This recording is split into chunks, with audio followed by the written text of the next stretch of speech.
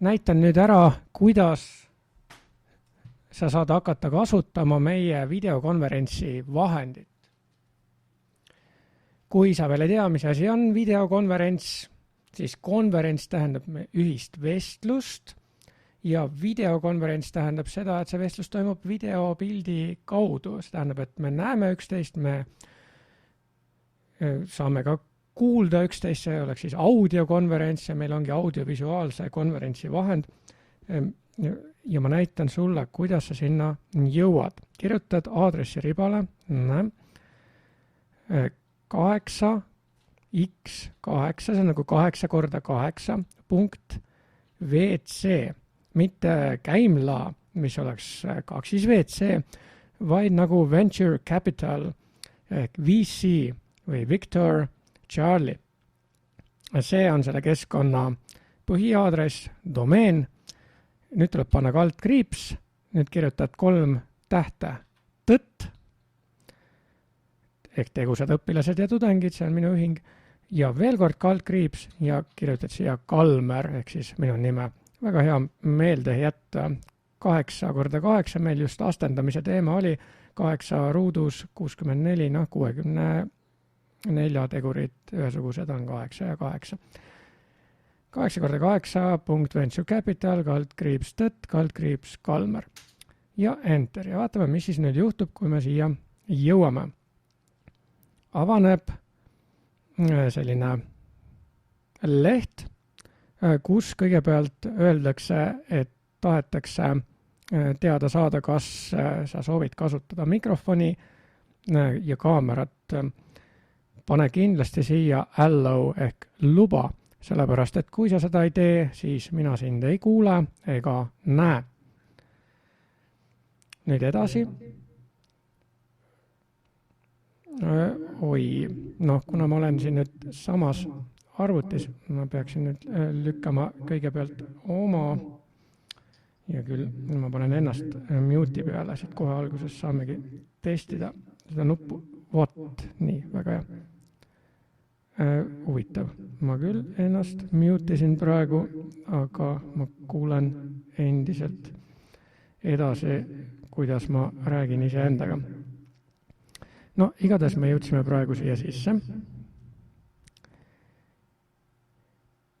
Trying to speak, you are muted. Jah, väga tore. Ühesõnaga, mina olen praegu siin sees, ma näen, et siin sees on veel üks tegelane, kelle nimi on piiskop Kalmer. See olen ka mina. Ehk siis sa näed minu kasti siin paremal all ja sa peaksid nägema ka teiste osalejate kaste. Kui sa tahad, sa võid ka selle Chrome'i laienduse paigaldada ja selle lataka taga peaksid sa nägema ka iseenda kasti. Nüüd, mis siin teha saab? Kõigepealt üks hästi oluline asi. Kui sa tahad näha minu kuva, siis siin paremal all, kus on piiskop Kalmer kirjas, klikidki siia peale ja siis näidatakse seda, mis on minu ekraanil parasjagu jagatud. Ma teen nüüd ühe näite, sest mul on see minu ekraan parasjagu teisel ekraanil olemas ja ma hakkan jagama enda ekraani. Ma valin siit praegu välja, mida ma tahaksin jagada, näiteks ühte Google Drive'i kaarti. Ja kus ma nüüd olen, millises aknas ma olen, oleks vaja nüüd tagasi jõuda sinna, kus ma olin. Nüüd ma olengi siin vist, ei, ma ei ole siin, sest siin näidatakse, et keegi külaline on. Nii, kus on see aken? Jah, see nüüd on. Ja nüüd sa näed põhimõtteliselt minu ekraani. Seda, mida minagi näen. Ja ma saan sulle oma ekraanilt näidata, kuidas mingit asja teha. Ja täpselt samamoodi saad sina näidata, mis toimub sinu ekraanil. Vaata, vasakul all on 4 nuppu. kõige vasakpoolsem on Share your screen, vajuta sinna. Kui sinna oled vajutanud, siis näe, sul tekivad sellised valikud. Sa saad näidata kogu oma ekraani, seda ära tee. Sellepärast, et mul ei ole vaja näha kõik jama, mis su ekraanil toimub. Tuletavasti selle toimu jama, aga sul võib olla ühendatud sinna kokku mitu monitori ja siis ma näen seda hästi pisikeselt. Pigem valisid kas application window või Chrome tab.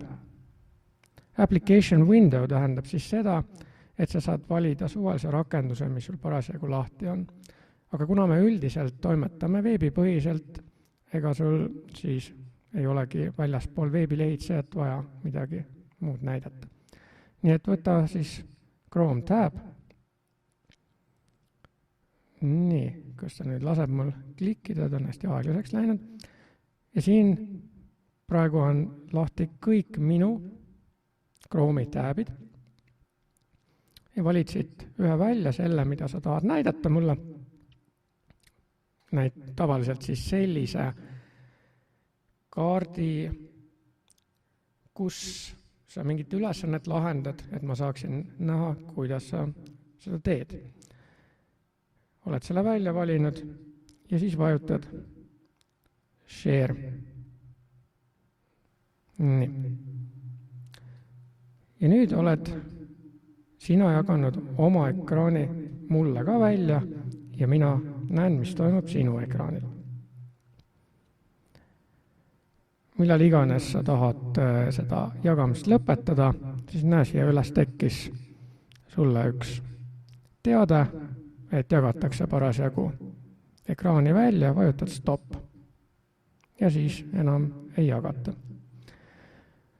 Kui sa tahad rääkida ja keegi teine parasjagu räägib, sa võid kätt tõsta, vajutad siia raise, lower your hand ikoonile ja siis ma näen, et keegi tahab märku anda. Kui sa ei saa verbaalselt rääkida või tahad vahepeal midagi kirjutada, siis siin on see chattimise võimalus. Sa valid endale nickname'i, selleks panna kindlasti enda nimi, sest muidu ma ei tea, kes sa oled. Oletame, et sa oled Eero. Nii.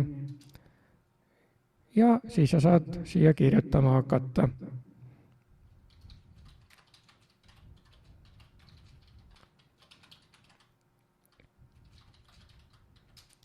Näiteks niimoodi. Ja siis sa saad oma mikrofoni lülitada sisse ja välja.